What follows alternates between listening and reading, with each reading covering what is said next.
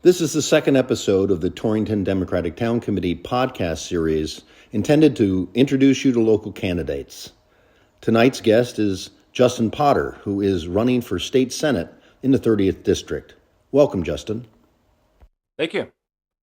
I'm curious to know, you've been knocking a lot of doors. You've been out and about since we actually met you a couple, maybe 3 months ago. Yep. And I'm curious to know what you're seeing and hearing.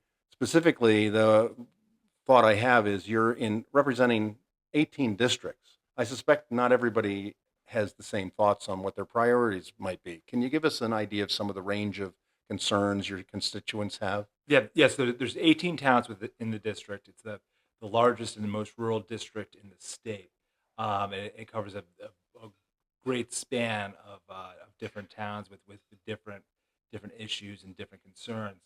In many parts of the district, just simply access to healthcare is a tremendous issue.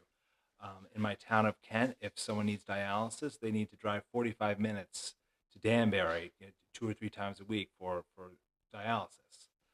It's not so much of an issue. You get down towards Danbury, down towards Brookfield or New Milford. Up here, it's not so much of an issue. The northern parts of the district, solid waste is a hot topic. Mira, which handled the waste of the towns, was it's getting shut down, and they're trying to figure out a solution going forward for dealing with that. But then across the district, everyone's dealing with the cost of living. That's what we hear about everywhere. And depending on where people are in their life and their life circumstances, it's different. For some people, it's housing's the big issue. For other people, property taxes, groceries. These are all issues that sort of span the district. Mm-hmm. So if you're looking at it from the perspective of housing, which I'd like to talk a little bit about because I know that you have an interest in that area, particularly, could you just tell us a little bit about your background in that area, and then what some of the solutions you think there are for Connecticut specifically?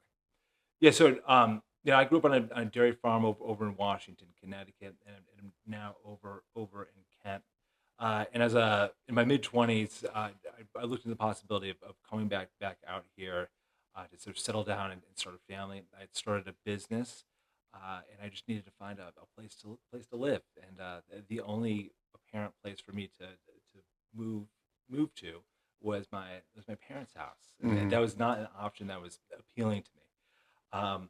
And around the same time, my grandmother, my grandfather had died, and she was stuck in the big old farmhouse there, and it was she had mobility issues, and she was rather lonely and isolated in that house, despite having her family sort of coming in and out. And everyone recognized that she needed to get out of that big house into like a smaller, more manageable place. But there's nothing available in the town that she'd spent decades, 60 years. And that sort of period of my life had sort of made an impression on me. So when my wife and I came back out to the area, I quickly got involved with the housing issue, and so I joined the board of Kent Affordable Housing. I currently serve as the president of Kent Affordable Housing there, and it's provided me a great perspective on the sort of the issues and the needs. And so I understand you've also been looking at an example of how Vermont has handled some housing issues, addressing how they can add housing without breaking the bank. Correct. Could you give a summary of that program and why you think it might work in Connecticut? Yeah, so the current model in Connecticut is we build multifamily housing for affordable housing. And just to be clear, so that our housing needs sort of span the full spectrum. It's not just about affordable housing. It's also about just housing that's affordable. We need the full span of housing options for people, sort of regardless of their income and their needs. But in terms of what we do with affordable housing, the state sort of focuses on building multifamily units, large multifamily units. So at a minimum of 10 units, and each one of those units, the current cost is approximately $500,000 to build one of those units. And you talk about building a 10-unit apartment building in our small rural towns, and believe it or not, it's not very popular. Right. but we need to Right. solve this housing Right. situation.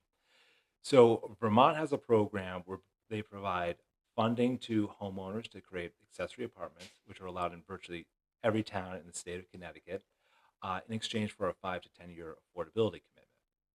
They also provide funding to small landlords to renovate units, such 2 to 4 family buildings, such as we have here in Torrington or in Winstead and many of our towns. And again, in exchange for a 5 to 10 year affordability commitment, and it's proven to be very popular and successful there in Vermont. So very early on in the campaign, I wrote an op-ed that was published in the Hearst papers throughout Connecticut, and I've been pitching this idea to voters and to elected officials, and it's proven to be very popular. It's a way to address our housing needs that works well with the existing form and infrastructure of even our most rural communities. And who within the state government at the moment is looking at that issue or make a judgment as to whether or not that's a good alternative or one of the possible solutions that we might be looking at? So that would be a question for the legislature. The odd years are the years when the big policy gets made. So hopefully that we can have that discussion in the legislature in 2025. But housing is such a tremendous issue for Connecticut, for the district and for the nation. Last night during the debate, we heard housing mentioned a number of times. Solving this problem is critical for our communities to thrive. And so the state government is very interested and focused on doing it, but it's fundamentally difficult to get it done. People like the communities the way that they are. People fundamentally don't like change. Myself included. And so it's how do we address our housing needs while sort of minimizing the change and the opposition and working with existing buildings, working with existing local zoning that allows accessory apartments is a great way to do that, I believe. And what is Torrington's position on that right now? Because I honestly don't know if I'm allowed to add an apartment in my house, for example, or if I have an outbuilding of some sort that might work for that. Yeah. So virtually every town in the state allows these. As of 2022, I believe it's over 90% of towns allowed accessory apartments. What the exact regulations are depends very much on your particular town and what the zoning district, and those sorts of things. But even the towns very opposed to having multifamily housing, so recognizes accessory apartments as a way to address our housing needs that fits very well with our existing form and infrastructure. Do you have an idea, and I'm just asking for a ballpark Yeah. range of how much that might go towards addressing the housing shortage? I mean, yeah, I guess I'll leave it at that. So a key thing so the theory. So in my town of Kent, we allow accessory apartments by right virtually everywhere, and we also allow duplexes by right everywhere. Every place that we can have a single family home in Kent, we can have a duplex. Mm. So the theoretical max in Kent is we could, just by implementing this program, is you could double the housing stock, sort of while basically sticking with the existing form. But of course, how many homeowners take advantage of this funding and adopt it is going to be the key to it, and that's why you can't have, for instance, like a 40-year affordability commitment. There. That's why you have to have something within a reasonable person's planning horizon.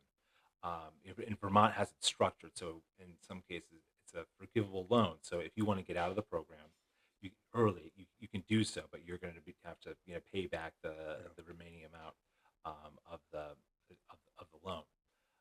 So structuring this program so homeowners actually take advantage of it is going to be key to maximizing the number of units that actually get built under the program. Changing subjects a bit, quite a bit, actually. I was reading through some of your materials, and one of the areas that is, of course, contentious nationwide is gun safety. Yeah.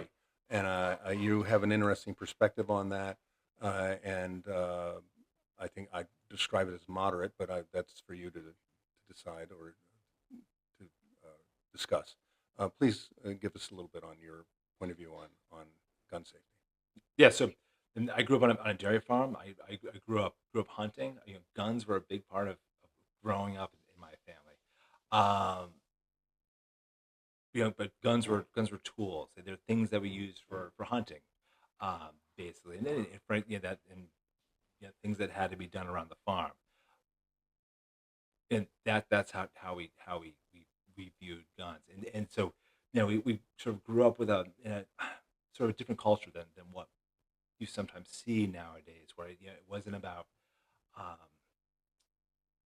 a sort of a strict adherence to the Second Amendment, sort of like the Second Amendment says that we have the right to bear arms and it shall not be infringed under any circumstances whatsoever. Guns are just tools. And so I've been a gun owner, my entire life, and I don't see anything inconsistent with believing that guns should be subject to sensible regulations. Right. As a gun owner, guns are inherently dangerous objects that deserve some reasonable regulation, and it's been very frustrating. So Connecticut's done a lot of good things in terms of promoting gun safety, but this past session, there was a proposal to keep guns out of polling places, which to me, in this heated political climate, seems to be a very common sense measure. But the threat of a filibuster by the Republicans in the Senate caused that proposal to be dropped. I just think that is absurd. And I look forward to getting into the legislature and sort of advocating sort of strongly and powerfully for common sense gun safety measures. As a gun owner, Right. like no one's looking to take away people's guns, Right. but I think we need to have some common sense regulation that I think everyone agrees with, and we still have more work to do here in Connecticut. Mhm. Okay, transition to another subject of clean air, or clean energy, Yeah. and climate change. Would you address your thoughts on that? I know you did talk about disposal issues that Kent is challenged by, or that area is challenged by. How do you get rid of waste? But Mhm. in general, what are your thoughts on that and some of the key points you'd like to make? Yeah. So in terms of clean energy, so we have a tremendous challenge. Right now we definitely need to decarbonize, but I'm not a renewable absolutist. I think the focus needs to be on clean energy, not just renewable energy. Hmm. We have the Millstone nuclear reactor here in the state, and that provides a huge portion of our state's energy needs and New England's energy needs, and it is the clean, stable energy that our state and our region needs. But we need to also work with renewables and make sure that they are a part of the system. But sort of we have to keep in mind as well that our electricity rates, believe it or not, are a problem, and we have to be very mindful of that. We need to work towards this energy transition, but we are really pushing the envelope in terms of what people can afford. I volunteer at the food bank in Kent, and we're all focused on this spike right now. But in early 2023, there was another major spike in energy costs, and we had families we had never seen coming into the food bank just because of the electricity bills Right. there. And at the time, I thought to myself, "But why is this happening? This is a regulated utility." Right. And energy, electricity is a basic need that people have to have it. And it just struck me as something that just really should not be happening.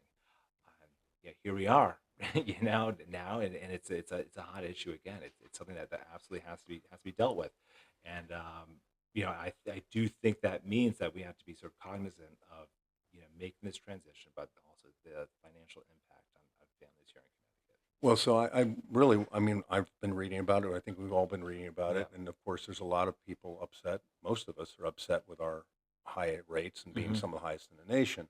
But I suspect I'm not knowledgeable on the solutions, but Yeah. I suspect that there is no silver bullet. So, what are some of the solutions that we might be considering, and what's the timeline? I mean, what's a Yeah. realistic timeline? We're not going to solve it in 6 months or a year. That is not. I don't foresee that. but I'd love to hear what you think about what's realistic and what some thoughts might be on really starting to address it. So in terms of this latest increase, Pura, the regulator, had some choices that they could have made just regarding, so how are we going to pay back this chunk of money that we owe Eversource? They could have started the payments sooner, or they could have stretched out the payments over a longer period, a 22 to 36-month period. And Pura had the discretion to choose to do it, to hold off on it and do it within a period of 10 months. And that resulted in a huge spike in people's bills. And unfortunately, it coincided with a very hot June and July, which is a big factor of it, but definitely does not excuse what happened. I think the case can be made that the discretion that Pura had should be constrained to some extent. But that's dealing with this one instance. More generally, I think we need to work on conservation. I'm thrilled that Connecticut just got, I believe it's $100 million from the federal government to install air source heat pumps.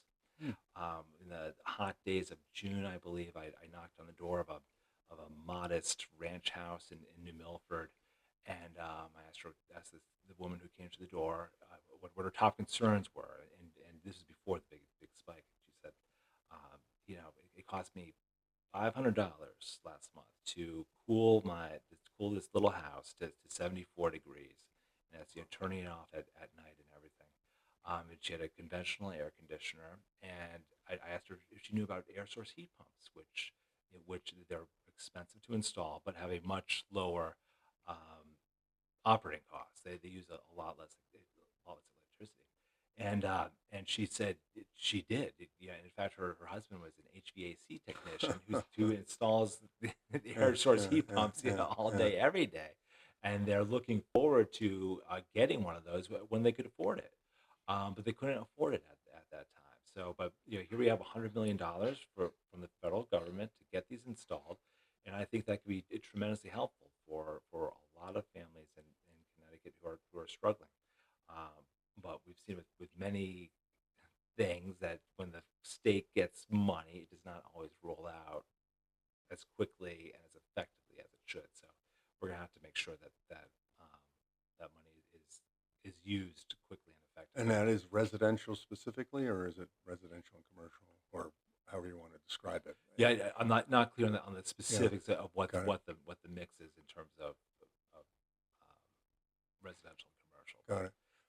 We were visiting with some people at Heritage Village recently in Southbury, and it seems like every unit is in the process of or has recently replaced their heating systems with what you're describing. Yeah, And they rave about it. yeah. So that's wonderful to hear that it might be applicable to more people. Yeah, and the cooling during the summer to me is sort of the foot in the door there. When I was talking to this woman, she said, we're getting an air source heat pump, but we're keeping our oil furnace as well. So, but if we could get the electric rates down, it's just going to make complete financial sense for people to switch over to using the air source heat pump for heating during the winter as well. But I can definitely imagine a transition where a lot of us install the air source heat pumps, but also keep our gas or oil furnaces as well. So, So you've been door knocking, you've been all over your district, I assume, and you've also met some other people who've run for office and been successful. Who are you looking to as some people you look up to that have preceded you? They've run for office in a difficult district, yeah. and succeeded. Who are one or two of the people you look to and say they've got it right? My role models. Yeah, your role model. Yeah, absolutely. So Michelle Cook and Maria Horn, absolutely. They put the work in, and they are everywhere all the time. But it's an interesting experience in Torrington where I knock on doors, and it was earlier this spring, and I knocked on this one gentleman's door, and he said, "Great to meet you. Did you know Michelle Cook? I'm trying to get her to come to my pasta dinner." And he knew Michelle personally. And it was during the session, and so she was very busy. And I run into so many people in Torrington where they know Michelle personally, Right. and are very impressed with what she does and the work that she puts in. It's the exact same thing with Maria, over in her district, which covers my hometown of Kent. I remember when Maria was running a few races ago, just coming around and knocking doors, and I never actually met her at the door, but I saw one of her door hangers there hanging out my door with a little note, sorry I missed you, whatever. And I was very impressed with it. And I spoke with my neighbor. I said, "Oh, did you see Maria Horn came by and was knocking doors in the neighborhood?" And he said, "Yeah, I met with her. I think we talked about the Bears or something like that." So, but yeah, the both of them you just do, really put in the work, and it's very impressive. Not just campaigning, but the actual constituent services and being there and listening. Yeah, I've been interested to see the progression for Maria Horn, specifically, from a squeaker, in some respects, in a similar situation you're in. Yep. It's a Republican district since 1978. You're trying to, make your case, and in the case of Maria, I think it was like 180 votes or some number like that out Yeah. of 40,000 or whatever it was, and now she's winning by large margins because she's delivering. Yeah, absolutely.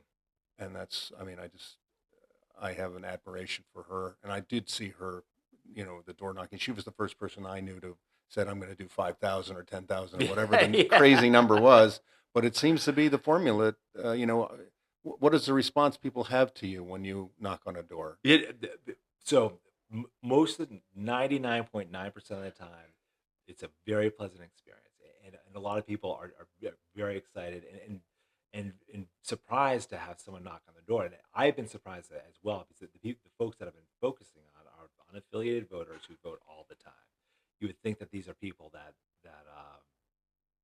my opponent would be knocking on, but or they get some attention, but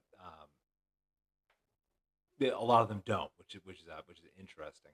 So, but the reception is very good, and nothing beats talking with someone at at the door.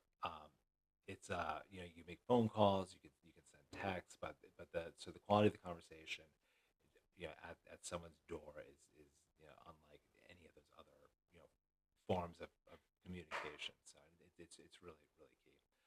But sort of logistically, running in a state senate district, which is encompasses all or part of, I don't know, many house districts, it is a lot of doors. So we need to sort of compromise in terms of how we reach voters, and I'm sort of jealous of the house districts, which are more manageable in terms of being able to like if someone wanted to, they could literally hit every door in the district. Good.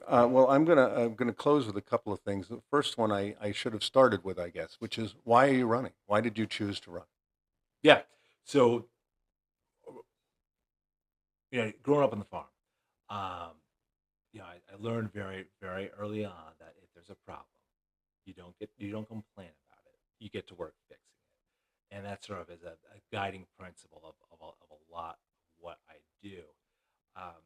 Sort of running for the state legislature had been in the back of my mind, potentially as maybe something that I would do someday, but it was not something that I was anticipating doing so soon. I had organized a primary sort of down in New York, but that was semi-serious.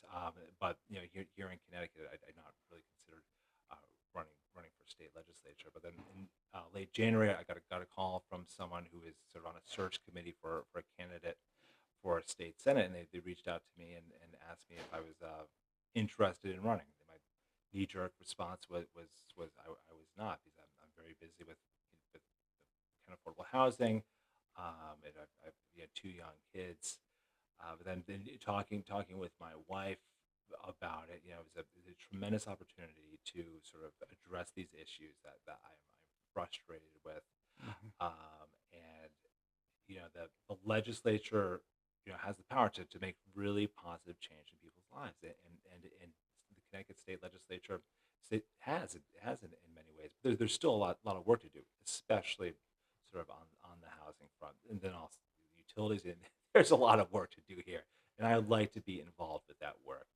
Um, but part of that, the conversation with my wife as well, was I mentioned to her that a Democrat had not won since 1978, and when I told her that, she told me I had to run. Oh, is that right? I wasn't sure if she would have said, well, then why are you going to do it? I got it. No, it's great.